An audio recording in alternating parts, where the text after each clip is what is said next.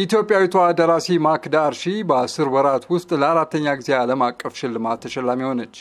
ማክዳ ሻይኒንግ አዝ አይ አም እንዳለው አበራለሁ በተሰኘ የልጆች መጽሐፍ ነው ኢንተርናሽናል ኢምፓክት ቡክ አዋርድ ዘርፍ የ25 አሸናፊ ሆነችው።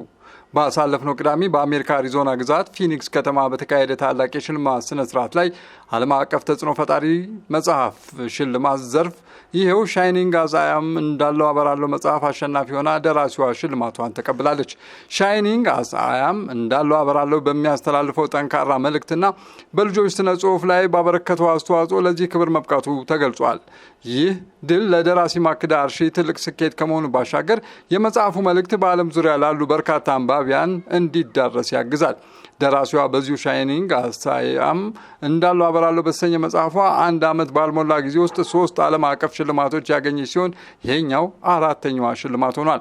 ኢንተርናሽናል ኢምፓክት ቡክ አዋርድ በዓለም ዙሪያ በአንባቢያን ሕይወት ላይ በጎ ተጽዕኖ የሚፈጥሩ አዎንታዊ ለውጥን የሚያበረታቱና ጠቃሚ መልእክቶችን የሚያስተላልፉ መጽሐፍትን እውቅና የሚሰጥ ዓለም አቀፍ ተቋም ነው። አውስትራሊያ እና እንግሊዝን ጨምሮ ከተለያዩ የዓለም ክፍል የመጡ ደራሲያንም ተሳትፎበታል።